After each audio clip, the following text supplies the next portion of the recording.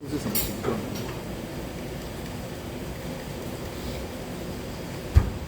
好 ，OK 哦，好了，你就来。好，鸭子的部分，先取胸或先取腿都可以哈。好，胸的话，你可以从那个，因为鸭子我们是这样对剖，那全鸭的话，这边算是它的一个脊椎，然后这边是胸肉的部分。那你可以抓我们以这个，它这边会有一个就是鸭翅的部分，可以以这个为基准点来分解。然后它这边有一个关节。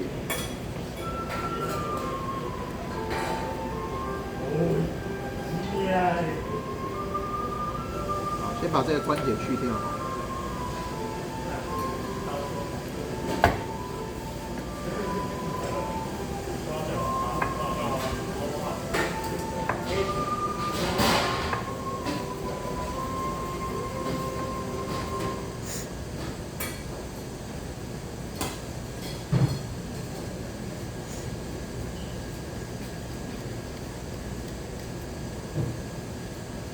找不到关节，找到关节就从这边下。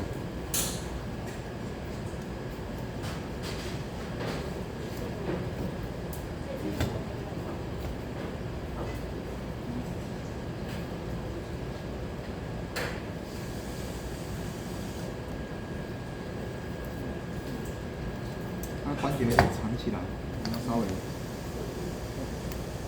在这个地方。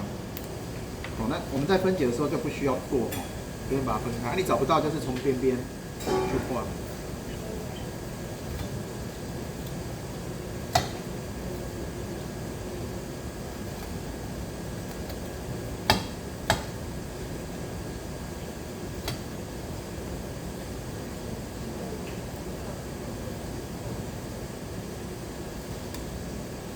我基本上鸭胸取下来就好，但是它跟骨是连在一起，跟腿连在一起的，你可以一起都把它分解掉。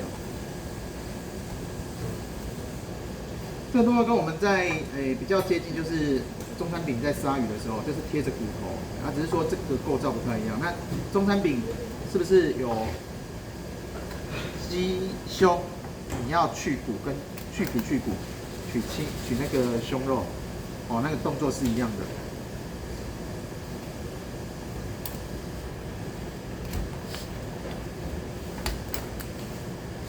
好，到这边之后胸就取出来了这一片。哦，那一般我们就是如果是单鸭胸肉的话，就是从这边把它取出来。好，这一片是鸭胸。好，再来鸭腿的部分。好，鸭腿一般你拿到的就是这边已经鸡腿一般你拿到是这边去掉，就是这一只大腿。但是你今天要多一个动作，要把鸭腿先取出来，就是中餐饼呢，你有一道那个应该是好像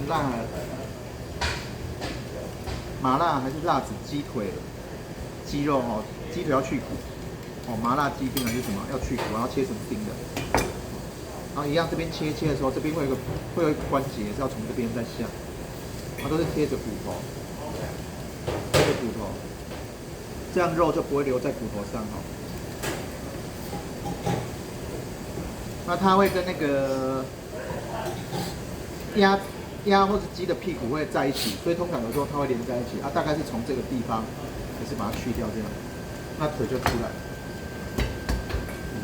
好胸，然后腿，再来腿的部分我们要去骨，好，就跟你鸡腿去骨一样，现在是单腿就是一只腿，好，那原则上关节的地方朝这里，然后它的骨头，你看它位置，它骨头是这样的方向，所以你要反过来，哦，贴着骨头先把它化开。